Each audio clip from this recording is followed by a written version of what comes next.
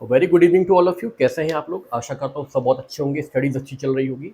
और जो मेरी बीएनएस की लेक्चर सीरीज़ है मैं उसे कंटिन्यू कर रहा हूँ और आज उसी लेक्चर सीरीज़ में मैं आपके साथ न्यू टॉपिक डिस्कस करने जा रहा हूँ। जैसा कि मैंने आपको कई बार ये एक तरह से आप कह सकते हैं कि आपको इंटीमेशन दिया है कि आपके एग्जाम में बीएनएस और आईपीसी दोनों ही पूछे जाएंगे। किसी प्रकार के भ्रम में ना आए कि केवल न्यू एक्ट आएगा, क्योंकि ये फर्स्ट एग्जाम होगा इन नए कानूनों के आने के बाद, इसलिए ये आवश्यक है कि पूछे जाएंगे। और आप बिल्कुल मेंटली प्रिपेयर रहिए कि आपको दोनों ही तैयार करके चलना है। क्योंकि पहला आईपीसी सीआरपीसी एविडेंस आप पढ़ चुके हैं, उससे यूज टू है, तो आपको ज़्यादा प्रॉब्लम नहीं होगी उसे रिकॉल करने में। इसलिए थोड़ा सा ज़्यादा टाइम जो आप दीजिए वो बीएनएस, बीएनएसएस और बीएसए में। ठीक है, बहुत कुछ नहीं करना है, जो मैंने आपको बता दिया है।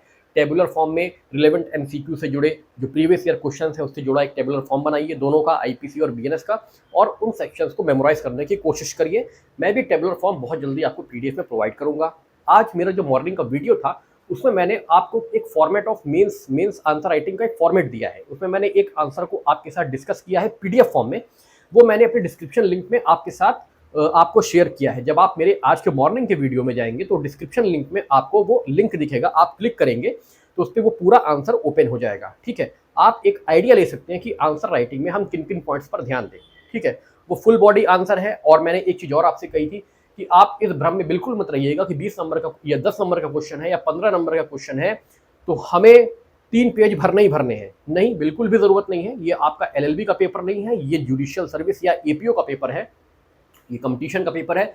इसमें उन्हें क्वालिटी नहीं, उन्हें क्वांटिटी, उन्हें क्वांटिटी नहीं, उन्हें क्वांटिटी नहीं, उन्हें क्वालिटी कंटेंट चाहिए। उन्हें क्वालिटी कंटेंट चाहिए, मतलब वो चीज जो कि उन्होंने पूछी है। एलएलबी में हम क्या करते हैं कि बहुत ज्यादा घुमा फिरा के चीजों को बढ़ाते हैं, पेज भरने की कोशिश करते हैं, और हम 3-3, 4-4 पेज भरते हैं एक टॉपिक पर जिस पर हमें बहुत ज्यादा नॉलेज नहीं है। लेकिन यहाँ पे ऐसा करने से सारे नंबर कट जाएंगे और आपका टाइम नष्ट होगा, उधर आपका पेपर छूटेगा, क्वेश्चन छूटेंगे। तो सबसे जरूरी है कि पॉइंट टू पॉइंट आंसर हो।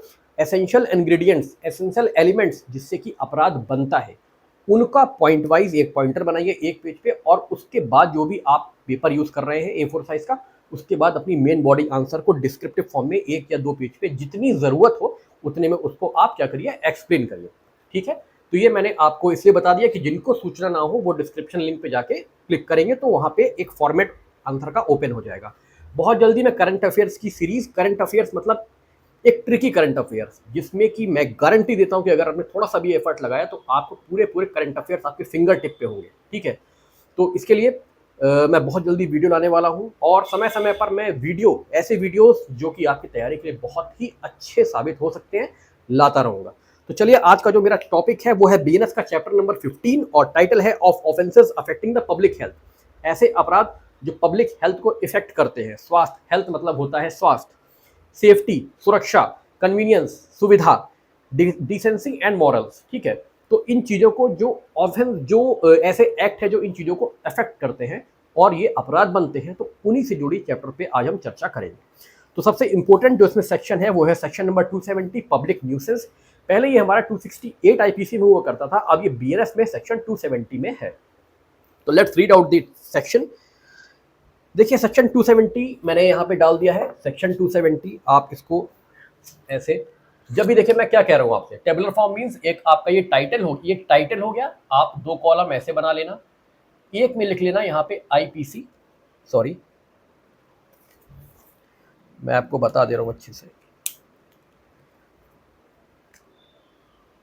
आप यहाँ पे लिख लेना आईपीसी। ठीक है, और कोशिश करना कि थोड़ा सा जो कलर है वो पेन्स का वो चेंज कर सको जिससे कि आपको आसानी हो। यहाँ पे लिख लेना बीएनएस, और आप एक ऐसे बना लेना टेबल, और ये टेबल हो गया। ठीक है, अब आईपीसी में आप लिख लेना सेक्शन नंबर 268 एंड बीएनएस में आप लिख लेना सेक्शन नंबर 270, सेक्शन नंबर 270। ऐसे ही पूरा रिलेवेंट सेक्शन की लिस्ट जो कि बेस्ड किस पे होगी, पिछले साल आए हुए सवालों पे, एमसीक्यू पे, जो पिछले साल क्वेश्चन आए हैं उन्हीं पे बेस्ड ये टेबुलर फॉर्म होगा, और जिससे कि आपके सारे रिलेवेंट सेक्शंस फिल्टर हो जाएंगे और आपको उनको याद कर लेना है। तो आप लोगों के लिए एग्जाम में काफी सुविधा हो जाएगी। तो चलिए स्टार्ट करते हैं टॉपिक को। Public nuisance. A person is guilty, एक व्यक्ति होगा जो वो क्या होगा, गिल्टी होगा of public nuisance who does any act, जो कोई भी ऐसा कृत्य ऐसा एक्ट करता है, और is guilty of an illegal omission. Illegal omission मतलब जानबूझकर क्या कर देना, ओमिट कर देना, ठीक है, हमारी ड्यूटी थी करने की, हमने जानबूझकर नहीं की। विच कॉजेज एनी कॉमन इंजरी, जो एक कॉमन इंजरी, यहाँ किसी एक व्यक्ति विशेष के बारे में बात नहीं हो रही है, यहाँ बात हो रही है कॉमन, ठीक है, कॉमन इंजरी, इसीलिए कॉमन वर्ड का यहाँ पे यूज हुआ है। Which causes any common injury, danger और एनॉयंस टू द पब्लिक और to the people in general. मतलब पब्लिक न्यूसेंस जो आपका होगा वो क्या होगा, पब्लिक न्यूसेंस यहाँ पे जो आपका होगा वो होगा इन जनरल, ठीक है, इन जनरल होगा। आगे पढ़ते हैं। तो यहाँ पर एक कॉमन इंजरी हो रही है, डेंजर हो रहा है, एनॉयंस हो रहा है, किसको, एक कॉमन कॉमन पर्सन या कॉमन पीपल को, ठीक है। हु ड्वेल और occupy property in the vicinity, जो क्या करते हैं, अपनी प्रॉपर्टी पे निवास करते हैं, जो उनका निवास स्थान है उस पर वो निवास करते हैं, ठीक है, इन द विग्निटी, और which must necessarily cause injury, ठीक है, और which must necessarily cause injury, ऐसा एक्ट जो क्या करता है, नेसेसरली क्या करता है, कॉज इंजरी, क्षति पहुंचाता है, ऑब्स्ट्रक्शन करता है, ऑब्स्ट्रक्शन मीन्स रुकावट, डेंजर खतरा, और एनॉयंस मतलब परेशान, to persons who may have occasion to use any public right, but a common nuisance is not excused on the ground that it causes some convenience or advantage। मतलब देखिए इसमें simple सी बात है कि ये जो अपराध है ये किसी एक स्पेसिफिक पर्सन के अगेंस्ट में नहीं होता, ये किसी एक सर्टेन व्यक्ति के अगेंस्ट में नहीं होगा। ये होगा कब, जब एक कॉमन पीपल के अगेंस्ट में होगा, मतलब 10 लोग, 2 लोग, 4 लोग, 5 लोग, 6 लोग, पर्सनल इसमें कोई भी एक्ट नहीं आएगा, इसमें एक कॉमन एक्ट आएगा, ठीक है। पब्लिक न्यूसेंस, इसका नाम ही पब्लिक न्यूसेंस है। पब्लिक किसी एक आदमी से नहीं बनती, पब्लिक एक से ज्यादा लोगों से बनती है। अगर उनको किसी प्रकार का डेंजर, खतरा, परेशानी होगी, ठीक है, वो अपने घर में नहीं रह पा रहे हैं किसी कारण से, सोसाइटी है उसमें कुछ एंटी सोशल एलिमेंट्स हैं जो रात में बहुत तेज म्यूजिक चलाते हैं, ठीक है, जो रात में स्टंट्स करते हैं या अन्य तरीके के ऐसे एक्ट करते हैं जिससे कि वहाँ के लोगों को क्या है, खतरा है, जिससे वहाँ के लोगों को क्या हो रहा है, बहुत परेशानी उठानी पड़ रही है, ठीक है, उनकी लाइफ इजी नहीं चल पा रही है, तो इसे कहते हैं पब्लिक न्यूसेंस, ठीक है। Who may have occasion to use any public right but a common nuisance is not excuse। लेकिन आप उस कॉमन न्यूसेंस को इसलिए एक्सक्यूज नहीं कह सकते कि ये किसी तरीके का एडवांटेज भी है, ठीक है। जैसे कि मान लीजिए आपने किसी प्रकार का एक गड्ढा कर रखा है रोड पे, ठीक है, एक गड्ढा कर रखा है किसी प्रकार का रोड पे, और आप क्या कहते हैं कि देखिए ये गड्ढा इसलिए किया हुआ है ना क्योंकि इससे जो है हमारी जो सोसाइटी की जो वाटर की जो कमी है वो पूरी हो जाएगी, ठीक है, वो बात अपनी जगह है। लेकिन आपने जो ऐसा गड्ढा करा हुआ है इसमें रात में कोई व्यक्ति गिर सकता है, वो इंजर्ड हो सकता है, उसकी डेथ हो सकती है, तो ये कोई एक एक्सक्यूज नहीं है कि इसका एडवांटेज है इसलिए हम ऐसा करें हैं तो हमें इसके लिए जो है माफ कर दिया जाए, ऐसा कुछ नहीं है। तो वही a person is guilty of public nuisance, वो व्यक्ति पब्लिक न्यूसेंस का गिल्टी होगा जो कोई ऐसा काम करेगा जो कि क्या है, एक या ऐसा एक्ट करेगा या ऐसा इलीगल ओमिशन, जानबूझकर क्या करेगा, ओमिट करेगा, जानबूझकर नहीं करेगा जो उसको करना चाहिए था। विच कॉजेज एनी कॉमन इंजरी, तो मतलब यहाँ पे सिंपल से एक जैसे कि बनता है आपका, यहाँ पे क्या बनता है, देखिए यहाँ पे इसी को कहते हैं कि आप एक पॉइंटर, एनी एक्ट पॉइंट और एनी ओमिशन। मैं आपसे यही कह रहा हूं, जब आप मेंस का अपना आंसर लिखो घर पे, जब आप नोट्स बनाओ तो इसी तरीके से बनाना।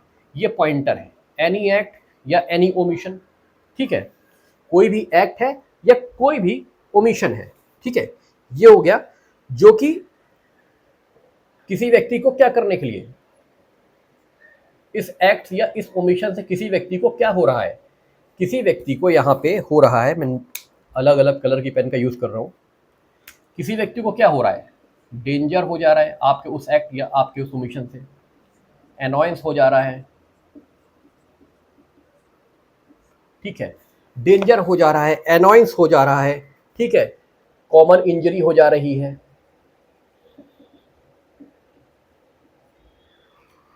ठीक है। टू द पब्लिक और to the people in general. और ये एनी एक्ट और ये ओमिशन, ये जो हो रहा है, डेंजर, अनॉयंस, कॉमन इंजरी, ये किसको हो रहा है? कॉमन पीपल को, पब्लिक को।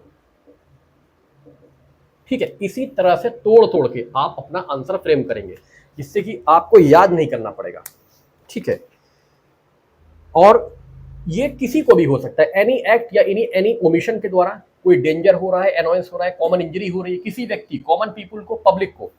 कॉमन पीपल, पब्लिक मतलब क्या? जो कि कहीं पे निवास करते हैं, कोई सोसाइटी है, वहां पे कई लोग रहते हैं, कई सारे लोग रहते हैं सोसाइटी में, कुछ एंटी सोशल एलिमेंट्स हैं जिनकी वजह से उनको दिक्कत रोज उठानी पड़ रही है। ठीक है, एक कॉमन प्रॉब्लम रेज हो गई है। ठीक है, और ऐसा क्या है? ऐसा डेंजर, अनॉयंस, कॉमन इंजरी और आप और भी चीजें, ऑब्स्ट्रक्शन।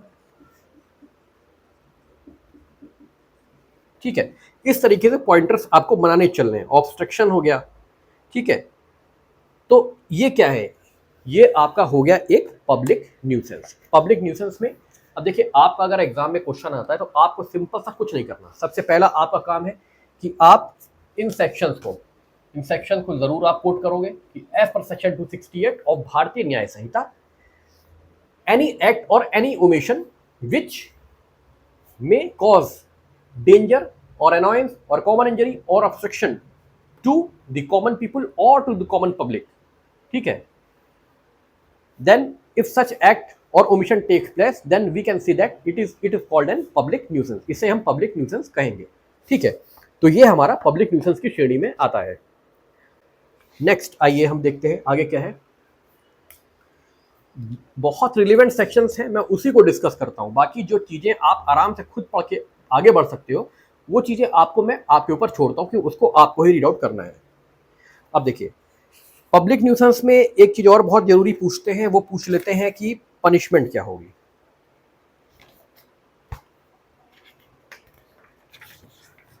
चलिए आगे देखते हैं। अब सेक्शन 271, ये जो क्वेश्चंस हैं, ये जो सेक्शंस हैं, ये प्री पॉइंट ऑफ व्यू से बहुत इंपॉर्टेंट है। जैसे negligent act likely to spread infection of disease dangerous to life. जैसे कि नेग्लिजेंट एक्ट क्या है भाई? हु एवर अनलॉफुली और नेग्लिजेंटली डज एनी एक्ट। आप देखते ही हैं हमारे सोसाइटी में लोग, भले ही नगर निगम की जो व्हीकल्स हैं वो आती हैं कलेक्ट करने के लिए घर का वेस्टेज, लेकिन कुछ लोगों की हैबिट है कि उन्हें पॉली बैग को रोड पे फेंकना ही फेंकना है। उन्हें जो घर का वेस्टेज है उसे रोड पे, पार्क में डिस्पोज नहीं, फेंकना ही है उठा के। ठीक है, उनकी कुछ आदतें हैं जो खराब हैं। तो ये क्या है? एक ऐसा एक्ट है, अगर हम कूड़े को अपने घर के बाहर ही डंप कर देंगे, पार्क में डंप कर देंगे जहाँ पे बच्चों के खेलने की जगह, तो वो एक क्या है, वहाँ पे मक्खियाँ बैठेंगी, तमाम प्रकार की वहाँ से इन्फेक्शन जनरेट हो सकते हैं। तो ये आपका एक जनरल नॉलेज का भी सवाल है कि आप रोकथाम ऐसे अपराध के अगेंस्ट में खड़े हो सकते हैं और विद प्रोविजन आपको मालूम रहेगा। Negligent act likely to spread infections to of disease dangerous to life, जो कि आपके लाइफ के लिए, आपकी जिंदगी के लिए खतरनाक है। हु एवर अनलॉफुली, जो कि अनलॉफुली मतलब जो कि लॉफुली नहीं है, जो कि कानून नहीं है, और negligently does any act which is and which he knows, जो है और जो वो जानता है, और हैज रीजन टू बिलीव, या उसके पास रीजन टू बिलीव है, विश्वास करने का उसके पास कारण है, likely to spread the infection, किसी प्रकार का इन्फेक्शन फैल सकता है, ऑफ एनी डिजीज, किसी बीमारी से जुड़ा हुआ इन्फेक्शन स्प्रेड आउट हो सकता है, infection of any disease dangerous to life, जो कि किसी की लाइफ के लिए क्या है, डेंजरस है, shall be punished with imprisonment of either description for a term which may extend to 6 months और विद फाइन और विद बोथ। तो यहाँ पे देखिए, अब यहाँ पे अगर आप, ये आशा करता हूँ ये आपने नोट कर लिया होगा, मैं आपको एक पनिशमेंट लिखने का मैंने कई बार मेथड बताया है, शॉर्ट फॉर्म एक बार और बता दे रहा हूँ। जैसे कि हम बात कर रहे हैं यहाँ पे इन्फेक्शियस डिजीज की, इन्फेक्शियस डिजीज अगर आप नेग्लिजेंटली, जानबूझकर, कारण रखते हुए ऐसा कोई एक्ट कर रहे हो जिससे कि ऐसी इन्फेक्शियस डिजीज फैल सकती है, तो उसकी पनिशमेंट क्या होगी, आप कितना पनिशमेंट आपको प्रोवाइड किया जाएगा। ठीक है, तो देखो, ईदर डिस्क्रिप्शन के लिए यहाँ पे ई लिख लो। ठीक है, 6 month और विद फाइन और विद बोथ। तो ये एक शॉर्ट फॉर्म है पनिशमेंट लिखने का, ठीक है। ये इधर हो गया, ये 6 मंथ हो गया, एम से मंथ हो जाएगा, फाइन से फाइन, एफ से फाइन हो गया और बोथ, तो ठीक है। तो ये एक पनिशमेंट लिखने का फॉर्म मैंने आपको बताया है, जिससे कि आप अपने नोट्स में भी कम स्पेस में पनिशमेंट लिख सकते हैं, ठीक है। अब malignant act likely to spread infection of disease dangerous to life. Negligent act, negligent मतलब अनजाने में हुई, नेग्लिजेंसी, नेग्लिजेंसी अनजाने में भी नहीं कह सकते, नेग्लिजेंट है, मतलब जैसे कहते हैं कि आपने कोई काम आप क्या कर रहे हो बिना सोचे समझे, नेग्लिजेंटली आपने उठा के बस फेंक दिया, ठीक है। लेकिन मैलिग्नेंट एक्ट, मैलिग्नेंट एक्ट मतलब आपका इंटेंशन ही ऐसा है करने का।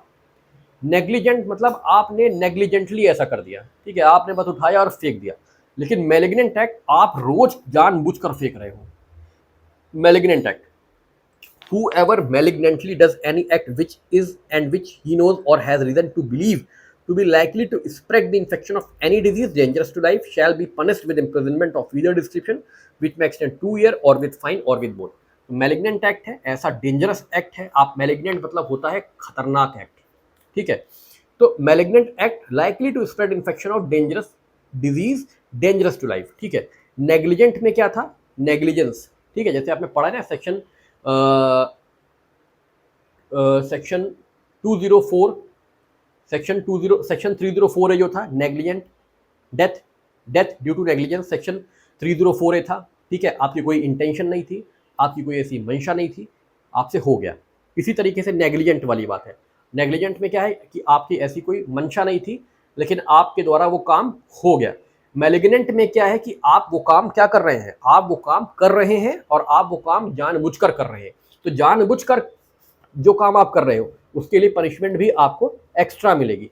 तो यहां पर क्या था, नेग्लिजेंट एक्ट के लिए जो पनिशमेंट थी वो 6 मंथ थी, ठीक है। लेकिन यहीं पर अगर मैलिग्नेंट एक्ट हो जाएगा तो पनिशमेंट ईदर डिस्क्रिप्शन हो जाएगी और यहां पे हो जाएगी 2 ईयर और विद फाइन और विद बोथ, ठीक है। भाई जाने जाने में की गई गलती की सजा हमेशा कम होती है, लेकिन जब जानबूझकर आप कर रहे हो तो फिर उसकी सजा हमेशा ज्यादा होती है। Disobedience to quarantine rule, quarantine rule सबको कोविड का जो एक 2-3 साल ऐसे बीते हैं कोविड-19 के, सबको अच्छे से पता है कि उस समय क्वारंटाइन के नियम आए थे। सरकार ने रोज रोज नए नए नियम निकाल रहे थे कि लोग अपने घर से नहीं निकलेंगे, ऐसा करेंगे, मास्क लगाएंगे और सैनिटाइजर का यूज करेंगे। लेकिन कुछ लोग उसमें से जो कर रहे थे वो क्या कर रहे थे, रूल को फॉलो नहीं कर रहे थे, तो उन पर ये सेक्शन खूब धड़ल्ले से उस समय लगा था। Disobedience to quarantine rule, whoever knowingly disobeys any rule made by the government for putting any mode of transport into a state of quarantine or of regulating the intercourse of any such transport in a state of quarantine or for regulating the intercourse between places where an infectious disease prevail and other places, आ गया ना, regulating the intercourses between places where an infectious disease prevail and other places shall be punished। तो simple सा है, government ने कोई ऐसे नियम बनाए हुए हैं कि भैया आप क्वारंटाइन रहेंगे, कोई भी ट्रांसपोर्ट यहाँ से वहाँ तक नहीं जाएगा, एक जगह से दूसरी जगह तक आप नहीं ट्रांसपोर्ट करोगे, इन्फेक्शियस डिजीज़ फैली हुई है, खतरा है, इन्फेक्शन फैलने का, आप नहीं जाओगे। अगर आप उन चीज़ों को क्या करते हो, उन नियम को आप तोड़ते हो तो आपको सेक्शन 273 के तहत पनिशमेंट मिल सकती है, जो कि ईदर डिस्क्रिप्शन सरल या बामुशक्कत कैद हो सकती है, जो कि 6 महीने तक होगी, या जुर्माना, या दोनों होगा, ठीक है। अब एडल्ट्रेशन ऑफ फूड और ड्रिंक इंटेंडेड फॉर सेल, जैसा कि हम देख ही रहे हैं आजकल, अभी क्या कहते हैं, एक मंदिर का मुद्दा उठा है जिसमें कि घी की जगह कुछ ऐसे इंग्रेडिएंट्स का यूज़ हो रहा था, ठीक है, जो कि बहुत शर्मनाक है। तो उसी पर ये सेक्शन बेस है। देखिए, आईपीसी बीएनएस पढ़ने का सबसे अच्छा तरीका ये, चीज़ों को आप रिलेट करिए, आप रिलेट करिए चीज़ों को, डे टू डे लाइफ से आप चीज़ों को रिलेट करेंगे, आपको सेक्शंस हमेशा माइंड में रिटेन रहेगा, ठीक है। अब ये देखिए सेक्शन बिल्कुल उसी के ऊपर है, एडल्ट्रेशन ऑफ फूड और ड्रिंक इंटेंडेड फॉर सेल, ठीक है। whoever adulterates any article of food or drink, मतलब whoever adulterates मतलब होता है मिलाना, मिलावट करना। जो भी मिलावट करता है किसी भी फूड या किसी भी ड्रिंक के आर्टिकल में, फूड आप किसी प्रकार के फूड जो आप कंज्यूम करते हो, बाहर मार्केट में जाते हो आप या घर पे लाते हो खरीद के, या कोई ड्रिंक जिसे आप कंज्यूम करते हो बाहर या अपने घर पे आप लेके आते हो, ठीक है, वो फूड क्या है, ऐसी फूड में एडल्ट्रेशन कर देना जिससे कि वो फूड कैसी हो जाए, नॉक्शियस एज फूड और ड्रिंक, वो क्या हो जाए, आपके लाइफ के लिए डेंजर हो जाए, आपकी लाइफ को उससे क्या हो जाए, खतरा हो जाए, ठीक है। इंटेंडिंग टू सेल, इंटेंशन है सेल करने की, intending to sell such articles as food or drink or knowing it to be likely that the same will be sold as food or drink। आपका आशा है बेचने का या आपको जानकारी है कि ऐसे उत्पाद बेचे जाएंगे, उसके बावजूद आप उसमें क्या कर रहे हो, मिलावट कर रहे हो, ठीक है। shall be punished with imprisonment of either description for a term which may extend to 6 months or with fine which may extend to 5,000 rupees or with both, ठीक है। तो बहुत सिंपल सा सेक्शन है, adulteration of food and drink. आप अपने रोज, अगर आप न्यूज़पेपर पढ़ते हो तो न्यूज़पेपर में आपको रोज ही मिल जाएगा, खोए में मिलावट, होली पे, दिवाली पे खोए में मिलावट, ठीक है, चीनी की जगह कुछ और यूज़ हो रहा है, ठीक है, तेल की जगह कुछ और यूज़ कर रहे हैं, तो ये सब एडल्ट्रेशन है। अब आते हैं अपने नेक्स्ट सेक्शन पे, सेल ऑफ नॉक्सिशियस फूड और ड्रिंक। वहाँ पे देखिए सेक्शन 274 और 275 में फ़र्क क्या है। फ़र्क ये है 274 में मिलावट कर रहे थे, ये जानते हुए कि ये बेचा जाएगा, या हमें ये इस आशय से कि इसको बेचा जाए, या हमें ये जानकारी थी कि ये बेचे जाएंगे, ठीक है। 275 में हम क्या कर रहे हैं, सेल कर रहे हैं डायरेक्ट। यहाँ पे एडल्ट्रेशन नहीं, यहाँ पे सेल हो रहा है किन चीज़ों का, जिनमें मिलावट ऑलरेडी कर दी गई है, ठीक है। Whoever sells or offers or exposes for sale, जो बेचता है या जो ऑफर करता है या जो एक्सपोज करता है, अपनी दुकान पे लगाता है, काउंटर पे लगाता है कि इसको लोग देखेंगे, आएंगे और परचेज करेंगे। एज फूड और ड्रिंक, फूड और ड्रिंक, ठीक है। Any article which has been rendered और हैज बीन नॉक्सिशियस और is in a state unfit for food और ड्रिंक, जो कि अब एक फिट स्टेट नहीं है कि हम उसको ईट कर सकें या उसको हम ड्रिंक कर सकें, ठीक है। और knowing it to be likely that the same will be sold, knowing or having reason to believe that same is noxious as food or drink shall be punished with imprisonment of either description। मतलब क्या है कि वो ऐसे खाद्य पदार्थ या पेय पदार्थ जो कि उसको पता है कि इसको क्या होगा, ये मिलावट, इनमें मिलावट हो चुकी है, और वो उसको सेल करने के लिए क्या करता है, ऑफर करता है, एक्सपोज करता है। तो अगर वो ऐसा कर रहा है तो उसकी सज़ा उसे क्या होगी, 6 महीने की सज़ा या जुर्माना, जो कि 5,000 तक का हो सकता है, या दोनों से वो दंडित किया जाएगा। एडल्ट्रेशन ऑफ ड्रग्स, अब यहाँ पे दवाइयों की बात हो रही है। एडल्ट्रेशन ऑफ ड्रग्स अभी तक हो गई हमारे खाद्य और पेय पदार्थों की, अब यहाँ पे जो बात हो रही है वो हो रही है adulteration of drugs. Drugs means medicine. Whoever adulterates any drugs or medical preparation, जो भी किसी any drug or medical preparation in such a manner as to lessen the efficacy or change the operation of such drug or medical preparation, मतलब जो उसकी efficacy है, जो उसकी क्षमता है उस ड्रग्स की, मिलावट करने के बाद वो क्षमता क्या हो जाएगी, वो क्षमता हो जाएगी बहुत कम, ठीक है, और उसके ऑपरेशन में चेंज हो जाएगा। जो दवाई किसी और पर्पस के लिए यूज़ होती थी वो अब उस पर्पस के लिए यूज़ नहीं हो पाएगी, ठीक है। और medical preparation, or to make it noxious intending that it shall be sold or used for, इस इंटेंशन के साथ कि इसको बेचा जाएगा, ये जानते हुए कि ये बेची जा सकती है, एनी मेडिसिनल पर्पस, किसी ऐसे दवाई के रूप में, as if it had not undergone such adulteration, ठीक है, shall be punished with imprisonment of either description for a term which may extend to 1 year और with fine which may extend to 5,000 rupees और with both, ठीक है। देखिए इन सब sections में, इन सब इस चैप्टर में दो चीज़ बहुत रिलेवेंट है। ये मेंस में ज़्यादा क्वेश्चन नहीं आते हैं इससे जुड़े हुए सवाल, मेंस में केवल इससे एक ही जुड़ा हुआ सवाल आएगा, वो आएगा आपका पब्लिक न्यूसेंस। पब्लिक न्यूसेंस ही आता है मैक्सिमम, बाकी क्वेश्चंस प्री के हैं। पूछेंगे क्या, टाइटल और नंबर, और दूसरी चीज़ पनिशमेंट। तो इसमें बस केवल इतना कर लेना कि टाइटल, सेक्शन का नंबर और उनकी पनिशमेंट, लगभग सब में पनिशमेंट सेम है, इसलिए ज़्यादा हेडक भी नहीं होगा, ठीक है। अब जैसे एडल्ट्रेशन ऑफ ड्रग था 277 में, सेल ऑफ ड्रग है, सेम है, आप लोग पढ़ लीजिएगा। Sale of drug as a different drug और प्रिपरेशन। अब देखिए यहाँ पे क्या कर रहे हैं, ड्रग को हम सेल कर रहे हैं, क्या बता के सेल कर रहे हैं कि ये वो ड्रग नहीं, ये दूसरा ड्रग है, ठीक है। हमने मिलावट करके क्या कर दिया कि नहीं ये तो डिफरेंट ड्रग है, उस ड्रग की बात नहीं कर रहे हैं, यहाँ पे डिफरेंट ड्रग हो गया, ठीक है। ड्रग वही है लेकिन उसको अब दूसरा ड्रग्स बताकर हम सेल कर रहे हैं। आइए देख लेते हैं क्या है। Whoever knowingly sells, जो जानबूझकर बेचता है, ऑफर करता है या एक्सपोज करता है for sale or issues from a dispensary for medicinal purpose any drug or medicinal preparation as a different drug or medicinal preparation, ठीक है। मतलब क्या कर रहा है, वो उसको एक दूसरे ड्रग के तौर पर बेच रहा है या जानता है कि बेचा जाएगा, मिलावटी ड्रग, ठीक है। Shall be punished with imprisonment of either description for a term विच में एक्सटेंड टू 6 मंथ और विद फाइन विच में एक्सटेंड टू 5,000 रुपीज और विद बोथ। पनिशमेंट लगभग सब में सिमिलर है, इसीलिए सिंपल सा पनिशमेंट ऐसे टाइटल नंबर लिख के, ऐसे टाइटल नंबर लिख के और एक ऐसे बना के पनिशमेंट जिसमें सेम हो 3-4 सेक्शन को एक साथ कवर कर लेना, ठीक है। Falling water of public spring और रिजर्वॉयर, मतलब सिंपल सा है, इसमें क्या पढ़ाने वाली बात है यार। कोई भी नदी है, कोई भी जल है, ठीक है, कोई भी आपका पॉन्ड है, उसमें आप क्या कर रहे हो, गंदी चीज़ों को मिला रहे हो, कूड़ा फेंक रहे हो, वहाँ पे कपड़े धो रहे हो, तो ये सब क्या है, आप ऐसी जल को दूषित कर रहे हो, उसके ऊपर ये पनिशमेंट है, उसके ऊपर ये सेक्शन है। Whoever voluntarily corrupts or fouls the water of any public spring or reservoir so as to render it less fit for the purpose of for which it is ordinary used, ठीक है भाई। Ordinary use क्या है, उसको आप drink करोगे, उससे अपने कपड़े वॉश कर सकते हो, यूटेंसिल्स अपने घर के बर्तन वॉश कर सकते हो, ऑर्डिनरी यूज में लाते हो, लेकिन जब वो दूषित हो जाएगा तो वो किसी भी यूज का नहीं रहेगा। तो अगर कोई ऐसा करता है तो पनिशमेंट देख लेना क्या होगी। एटमॉस्फेयर नॉक्शियस टू हेल्थ, आप अपनी लाइफ में डेली देखते हैं, लोग घर से निकलते हैं, अपने घर के जितने भी वेस्टेज होते हैं, पेपर, ड्राई वेस्ट, अपने घर के बाहर रख के मैच स्टिक लगा देते हैं, आग लगा देते हैं, वो जलता है, धुआं उसका उड़ता रहता है एयर में। ये क्या है, एयर की क्वालिटी को बहुत डिग्रेड कर रहा है, काफ़ी खराब कर रहा है, ठीक है। तो इसी के ऊपर ये सेक्शन है। Whoever voluntarily violates the atmosphere in any place so as to make it noxious to the health of person in general dwelling or carrying on business in the neighborhood or passing along a public way shall be punished with fine which may extend to 1,000 rupees। मतलब क्या है, public वे पे आप ऐसा काम कर रहे हो, अपनी दुकान की सारी गंदगी रोड पे लाए, माचिस से आग लगा दी, सारी गंदगी अब जल रही है, अपने घर के बाहर आप कर रहे हो, पार्क में कर रहे हो, तो ये सेक्शन बहुत रिलेवेंट है, ठीक है।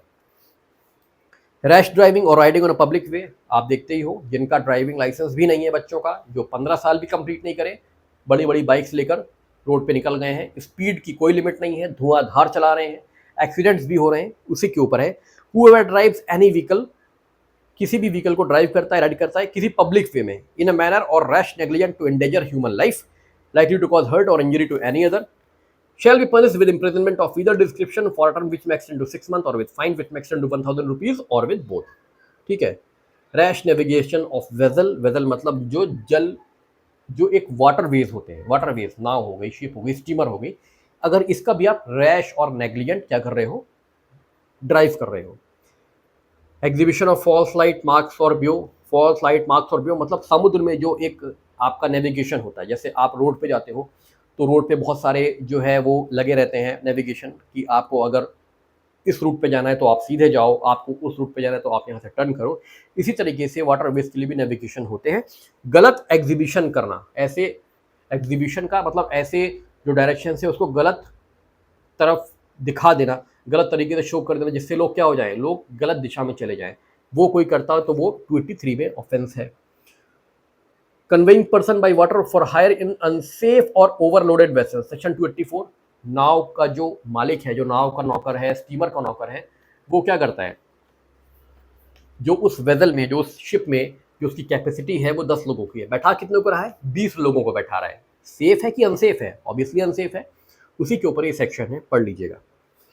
डेंजर और ऑब्स्ट्रक्शन इन पब्लिक वे और लाइन ऑफ नेविगेशन, डेंजर और ऑब्स्ट्रक्शन पब्लिक वे, चक्का जाम कर देते हो, अपनी गाड़ी ऐसे खड़ी कर दिए हो, ऑब्स्ट्रक्शन हो रहा है या अपनी गाड़ी ऐसे खड़ी कर दी हो, डेंजर है, गाड़ियाँ हिट कर सकती हैं, बड़ा इंसिडेंट टेक प्लेस हो सकता है, ठीक है। इन सब चीज़ों को आप पढ़ लीजिएगा। Negligent conduct with respect to poisonous substances, poisonous substances means क्या होता है, कोई भी ऐसा सब्सटेंस जो कि एक क्या है, जहरीला है, पॉइजनस है, क्या है। Whoever does with any poisonous substance any act in a manner so rash or negligent as to endanger human life or to likely to cause hurt or injury to any person or knowingly or negligently omit to take such order with any poisonous substance in such position as is sufficient to guard against any probable danger to human life for such poisonous substance। poisonous substance क्या है अभी, poisonous substance means कोई भी gas ऐसी हो सकती है, आप ऐसा कोई, आप जिसे कहते हैं कि कोई आप ऐसा आर्टिकल यूज़ कर रहे हो जिसमें कि एक ऐसी गैस है जो कि लीक हुई तो दिक्कत हो सकती है, आप उसको इस तरीके से हैंडल कर रहे हो कि वो आराम से क्या हो जाएगी, फैल सकती है और लोग को खतरा हो सकता है। तो पॉइजनस सब्सटेंस बोला गया है, कोई स्पेसिफिक यहाँ पर ऑब्जेक्ट नहीं बताया गया कि केवल इस ऑब्जेक्ट के गलत तरीके से गलत तरीके से इस्तेमाल करने पर आपको ये पनिशमेंट। पॉइजनस सब्सटेंस, पॉइजनस कुछ सब्सटेंस, जो कोई भी ऐसा तत्व जो कि क्या है, जहरीला है, और उसका उपयोग अगर आप इस तरीके से करते हो कि अगर वो गलती से भी मिक्स हुआ हमारे इन्वायरमेंट में तो दिक्कत करेगा, तो उस पर ये सेक्शन हमारा बेस है। Section 27 negligent conduct with respect to fire और कंबस्टेबल मैटर। फायर और कंबस्टेबल, जो आप अपना सिलेंडर डेली लाइफ में यूज़ करते हो, एलपीजी सिलेंडर यूज़ करते हो, जो आप पाइप्ड गैस यूज़ कर रहे हो, इसको आप गलत तरीके से ऐसे इस्तेमाल कर रहे हो कि खतरा हमेशा बना हुआ है आपको और सोसाइटी को। तो ऐसा अगर आप कर रहे हो एक्ट, जिससे कि आपको भी खतरा हो सकता है, आपकी लाइफ भी एंडेंजर्ड हो सकती है, पब्लिक की लाइफ भी एंडेंजर्ड हो सकती है, तो आप यहाँ पे ऑफेंडर हो सकते हैं। Negligent conduct with respect to explosive substance, आपने अपने घर में ऐसे ऐसे एलिमेंट्स रखे हुए हैं जो कि बॉम्ब बनाने में इस्तेमाल होते हैं या जिनसे बहुत बड़ा एक्सप्लोड हो सकता है, आप उसे कैरी कर रहे हो, आप उसे अपने घर में रखे हो विदाउट एनी सेफ्टी फीचर्स, तो वहाँ पर ये आपका सेक्शन अप्लाई होगा। Section 289 negligent conduct with respect to machinery, machinery से जुड़ा नेग्लिजेंट कंडक्ट, ठीक है। Whoever does with any machinery, किसी भी मशीनरी के साथ कोई act so rashly or negligently as to endanger human life or to be likely to cause hurt or injury to any other person or knowingly or negligently omit to take such order with any machinery in his possession or under his care as is sufficient to guard any against probable danger to human life। Simple सा है, बहुत बड़ी बड़ी industries चल रही हैं, घर में गृह उद्योग चल रहे हैं, आप किसी ऐसी मशीनरी का यूज़ कर रहे हैं जिसमें कि बहुत सावधानी बरतने की ज़रूरत है, ठीक है, लेकिन आप ऐसा सावधानी हो जो आपको एक लेना चाहिए, सेफ्टी फीचर्स आप यूज़ नहीं कर रहे हो, और आपको या आपके वर्कर्स को किसी भी तरीके का एक्सीडेंट हो जाता है ऐसे कंडक्ट से जो कि नेग्लिजेंट कंडक्ट में आ रहा है, तो उसके लिए आप लायबल हो, ठीक है। अब सेक्शन 290 है negligent conduct with respect to pulling down, repairing और कंस्ट्रक्शन, बिल्डिंग एटसेट्रा। अब आप देखते ही होंगे सोसाइटीज़ बनती हैं, सोसाइटीज़ में जो लेबरर्स होते हैं वो बार बार जो रॉ मटेरियल्स होता है उसको बाई फिजिकल फोर्स ऊपर नीचे नहीं ले जा सकते, तो उसके लिए मशीनरी यूज़ होती हैं, मशीनरी जो वायर से चलती है, जैसे कि आपकी लिफ्ट हो गई, इस तरह की कई मशीनरीज यूज़ होती हैं। अब उस पर अगर कोई नेग्लिजेंट आप वर्क कर रहे हैं, मतलब आपने प्रॉपर उसका मेंटेनेंस नहीं किया हुआ है, ऑयलिंग नहीं हो रही है, वो क्या हो गई हैं, बहुत ही ऑब्सलीट टाइप की हो गई हैं, काफ़ी पुरानी हो गई हैं, और अगर ऐसी मशीनरी से किसी प्रकार की किसी की डेथ हो जाती है, मशीनरी गिर जाती है, तार टूट जाता है, ऐसा कुछ होता है, तो वो सेक्शन यहाँ पे हमें वो ऑफेंस को कवर करेगा।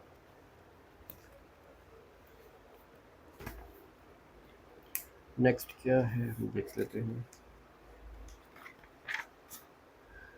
Negligent conduct with respect to animals, बिल्कुल सिंपल सा है, आपने पेट डॉग पाले हुए हैं, डॉग गोट जो भी आप पाल रहे हो, वो क्या है, आपको प्रॉपर केयर कॉशन के साथ उनको रखना है कि वो किसी को हर्ट ना करे, किसी को काटे नहीं। अगर ऐसा कुछ होता है तो आप सेक्शन 291 में पनिशेबल हो जाएंगे। Punishment for public nuisance in cases not otherwise provided for, ये क्वेश्चन बहुत आता है, वेरी वेरी इंपॉर्टेंट सेक्शन है, सेक्शन नंबर 292। पूछ लेते हैं अक्सर क्वेश्चन पेपर में, general public nuisance, specific public nuisance, ठीक है। तो आपका सेक्शन 292 है आपका जनरल पब्लिक न्यूसेंस, ठीक है। सेक्शन 292 आपका है जनरल न्यूसेंस, और सेक्शन 270 आपका है स्पेसिफाइड पब्लिक न्यूसेंस, ठीक है। तो हमेशा पूछ लेते हैं जनरल पब्लिक न्यूसेंस क्या है, तो जनरल पब्लिक न्यूसेंस से जुड़ा अगर सवाल आएगा तो आप सेक्शन 292 को टिक करेंगे। क्या बोला है, whoever commits a public nuisance in any case not otherwise punishable by this संहिता, तो दिस संहिता में जो भी पब्लिक न्यूसेंस दे दिए गए हैं तो वो स्पेसिफिक हो गए, जैसा कि इसमें बता दिया जा रहा है एक्ट और ओमिशन। लेकिन जो इस संहिता में नहीं दिए गए हैं, जो इस संहिता से कवर नहीं हो रहे हैं, तो एक क्या हो गया, अन्य पब्लिक न्यूसेंस जनरल, तो वो कहाँ पे होंगे, सेक्शन 292 में। Whoever commits a public nuisance in any case not otherwise punishable by this Samhita shall be punished with fine which may extend to 1000 rupees, ठीक है। अब सेक्शन 293 है continuance of nuisance after injunction to discontinue, अगर ऐसा आदेश पारित कर दिया गया है अधिकारी के द्वारा कि अब आप ऐसा पब्लिक न्यूसेंस नहीं करेंगे, और कोई व्यक्ति उस आदेश के बाद भी उसकी अवहेलना, आदेश की अवहेलना करता है और वो एक्ट रिपीट करता है, तो वो सेक्शन 293 में कवर होगा, ठीक है। तो सेक्शन 293 तक आज हम कवर करेंगे क्योंकि ये टॉपिक थोड़ा सा बड़ा है। कल के जो रिमेनिंग सेक्शंस हैं वो बहुत रिलेवेंट नहीं है मेंस के लिए, केवल प्री के लिए है। आप चाहो तो सेक्शन नंबर 294 से लेकर सेक्शन नंबर 297 तक एक बार रीड कर लेना, मेंस के लिए इंपॉर्टेंट बिल्कुल भी नहीं है, केवल प्री के लिए है। बाकी जो चैप्टर है offence against religion, offence relating to religion, इसमें मैं कल देख लूंगा कि इसमें कौन कौन से सेक्शन आपके साथ डील करने हैं। तब तक के लिए नमस्कार, सभी को बहुत बहुत धन्यवाद और पढ़ाई कंटिन्यू रखिए। जो भी आपको दिक्कत हो रिलेटिंग टू लेक्चर्स, समझ में नहीं आया हो किसी, केवल वो टॉपिक जो मैंने पढ़ाया उससे ही नहीं, कोई भी टॉपिक जो आप खुद पढ़ रहे हैं जो मैंने अभी तक नहीं पढ़ाया है उसमें भी अगर आपको दिक्कत हो तो आप कमेंट बॉक्स में कमेंट करके व्हाट्सएप पे मैसेज करके मुझसे पूछ सकते हैं। मैं पूरी कोशिश करूंगा कि उन सवालों का जवाब दे सकूं। तब तक के लिए सभी को नमस्कार, गुड नाइट।